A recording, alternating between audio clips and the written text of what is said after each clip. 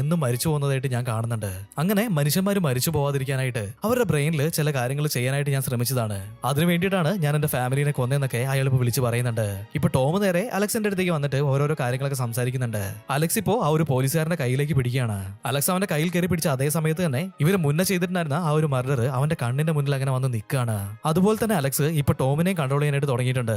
അതുകൊണ്ട് തന്നെ ഈ ഒരു ഡോക്ടറിനെ ക്വസ്റ്റ്യൻ ചെയ്യുന്ന ആ ഒരു സ്ഥലത്തേക്ക് ടോം വന്നിട്ട് ഇവനിപ്പോ നേരെ വന്നിട്ട് ഡോക്ടറിനെ പിടിച്ചിട്ട് നല്ല രീതിയിലിട്ട് പെരുമാറിക്കൊണ്ടിരിക്കുകയാണ്. അങ്ങനെ ഇവരിവിടെ കിടന്ന് തല്ലുകൂടിക്കൊണ്ടിരിക്കുന്ന ആ ഒരു സമയത്ത് അവിടെ ഉണ്ടായിരുന്ന ഒരു ടേബിള് അത് നിലത്തേക്ക് വീണ് കമന്ന് കിടക്കുന്നുണ്ട്. ടോം ഇപ്പോ ഡോക്ടറിന്റെ തല പിടിച്ചിട്ട് ഡെസ്കിന്റെ ആ ഒരു ഷാർപ്പായിട്ടുള്ള ഭാഗത്തേക്ക് അവന്റെ തല പിടിച്ച് അടിക്കുകയാണ്.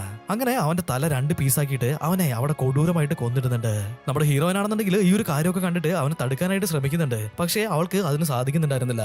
ഹീറോയിന് ഇപ്പൊ എണീറ്റ് വന്നിട്ട് ടോമിന്റെ അടുത്ത് ചോദിക്കുകയാണ്, ഈ ഒരു സ്റ്റേഷനിൽ ഒരു കുറ്റവാളിനെയാണ് നീ കൊന്നിട്ടുള്ളത്, നീ എന്തിനാ അങ്ങനെയൊക്കെ ചെയ്തെന്ന് പറഞ്ഞിട്ട് ടോമിന്റെ അടുത്ത് അവളിപ്പോ തട്ടിക്കയറുകയാണ്. എന്നാൽ ഇതേ സമയത്ത് തന്നെ മറ്റേ ആ ഒരു പോലീസുകാരി ഉണ്ടല്ലോ, അവളിപ്പോ നമ്മുടെ ഹീറോയിന്റെ അടുത്തേക്ക് വന്നിട്ട് അവനെന്താ നമ്മുടെ നാടിന് വേണ്ടിയിട്ട് പോരാടിയിട്ടുള്ള മനുഷ്യനാണോ, അവൻ അവന്റെ ഫാമിലിയിൽ തന്നെ ഭയങ്കര ക്രൂരമായിട്ട് കൊന്ന ഒരാളാണ്, അവനെ നമ്മൾ കൊന്നതിൽ എന്താണ് തെറ്റുള്ളത്, അങ്ങനെയൊക്കെ ആ ഒരു ലേഡി ഇപ്പൊ പറയാണ്.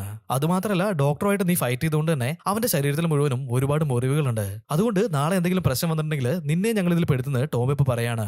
ഇപ്പൊ നമ്മുടെ ഹീറോയിന് വേറൊരു വഴിയില്ലാത്തതുകൊണ്ട് തന്നെ അവളിപ്പോ മിണ്ടാതെ നിൽക്കുകയാണ്. ഇപ്പൊ ആ ഒരു ടീനേജ് പയ്യനെ നോക്കുകയാണെന്നുണ്ടെങ്കിൽ അവൻ എന്തൊക്കെയോ ഇങ്ങനെ വിളിച്ചു പറയാനായിട്ട് തുടങ്ങിയിട്ടുണ്ട് ഈ ഒരു സമയത്തേക്കും. ഇവനിങ്ങനെ ഒച്ചയും വിളി ഉണ്ടാക്കുന്ന കണ്ടുകഴിഞ്ഞപ്പോ ഹീറോയിൻ അങ്ങോട്ടേക്ക് വന്നിട്ട് നിനക്ക് എന്താ പ്രശ്നം എന്നൊക്കെ ചോദിക്കുന്നുണ്ട്. ആ ഒരു സമയത്താണ് ഇവൻ ചെയ്തിട്ടുള്ള കാര്യങ്ങളൊക്കെ ഹീറോയിന്റെ അടുത്ത് തുറന്നു പറയുന്നത്.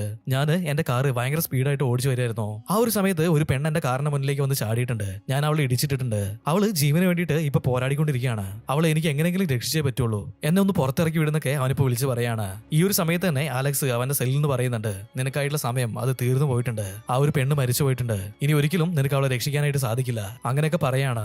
ഹീറോയിൻ ഇപ്പൊ അലക്സിന്റെ സെല്ലിലേക്ക് വന്നിട്ടുണ്ട്. നീ ആരാണ്, എന്തൊക്കെയായി വിളിച്ചു പറയുന്നത്, ഇത്ര നീ വർത്താനം പറഞ്ഞതൊക്കെ ഞാൻ കേട്ടിട്ടുണ്ട്, ഇതിന് മേലെ നീ എന്തെങ്കിലും സംസാരിച്ചിട്ടുണ്ടെങ്കിൽ മര്യാദയ്ക്ക് അടങ്ങി ഒതുങ്ങി അവിടെ നിന്നോന്ന് പറയാണ്. ഞാൻ ആരാന്നുള്ളത് നിനക്ക് നന്നായിട്ട് തന്നെ അറിയാം, എന്നെ നിനക്ക് ഓർമ്മയില്ലേ. ഇപ്പോഴാണ് ആ ഒരു ട്വിസ്റ്റ് കാണിക്കുന്നത്. എന്താന്ന് വെച്ചിട്ടുണ്ടെങ്കിൽ ഹീറോയിൻ ചെറിയ വയസ്സിലുണ്ടായിരുന്ന സമയത്ത് അവൾ അവിടെ നിന്ന് രക്ഷപ്പെടാനായിട്ട് പോകുമ്പോ വീടിന് പുറത്തായിട്ട് ഒരു സ്ട്രേഞ്ചർ നിൽക്കുന്നതായിട്ട് ഇവള് കണ്ടിട്ടുണ്ടായിരുന്നു. ഇവളുടെ വീടിന്റെ വാതിൽ തുറന്നിട്ട് ഇവളുടെ അച്ഛനെ ആ ഒരു വീട്ടിൽ നിന്ന് പുറത്തേക്ക് വിളിച്ചിറക്കിയിട്ട് അവനെ ആ ഒരു ഭാഗത്ത് നിന്ന് മാറ്റിയതേ നമ്മുടെ അലക്സ് ആയിരുന്നു. ഇപ്പോഴാണ് നമ്മുടെ ഹീറോയിന് ഈ ഒരു കാര്യങ്ങളൊക്കെ ഓർമ്മ വരുന്നത്. ഇപ്പൊ അലക്സ് ഹീറോയിനോട് പറയാണ്, നിന്റെ ജീവൻ അപകടത്തിലാണ്, മേലെ നിൽക്കുന്ന ആ 2 പോലീസ് ഓഫീസേഴ്സും നിന്നെ എങ്ങനെയാണ് കൊല്ലാന്ന് ഇപ്പൊ പ്ലാൻ ചെയ്തുകൊണ്ടിരിക്കുകയാണ്, അതുകൊണ്ട് തന്നെ നീ സൂക്ഷിക്കണമെന്ന് പറയാണ്. എന്നാൽ നമ്മുടെ ഹീറോയിൻ ഈ ഒരു കാര്യമൊന്നും വിശ്വസിക്കുന്നുണ്ടായിരുന്നില്ല. അവളിപ്പോ മെല്ലെ മെല്ലെ മേലേക്ക് വന്നിട്ടുണ്ട്. അവൾ അവിടെ വന്ന് നോക്കുന്ന സമയത്താണെന്നുണ്ടെങ്കിൽ മേലെ ഉണ്ടായിരുന്ന 2 പോലീസുകാരും സംസാരിക്കുന്നത് ഇവൾ ഒളിഞ്ഞു നിന്ന് കേൾക്കുന്നുണ്ട്. ടോം അവനെ കൊല്ലുന്ന കണ്ട ഒരേ ഒരു സാക്ഷി അത് നമ്മുടെ ഹീറോയിൻ മാത്രമാണ്. അതുകൊണ്ട് തന്നെ തീർച്ചയായിട്ടും അവളുടെ കാര്യത്തിലും കൂടി ഒരു തീരുമാനമാക്കണം, ഇല്ലാന്നുണ്ടെങ്കിൽ നാളെ അത് നമുക്ക് തന്നെ പ്രശ്നമായിട്ട് വരുന്നത് അവർ അങ്ങോട്ടും ഇങ്ങോട്ടും ഡിസ്കസ് ചെയ്യാണ്.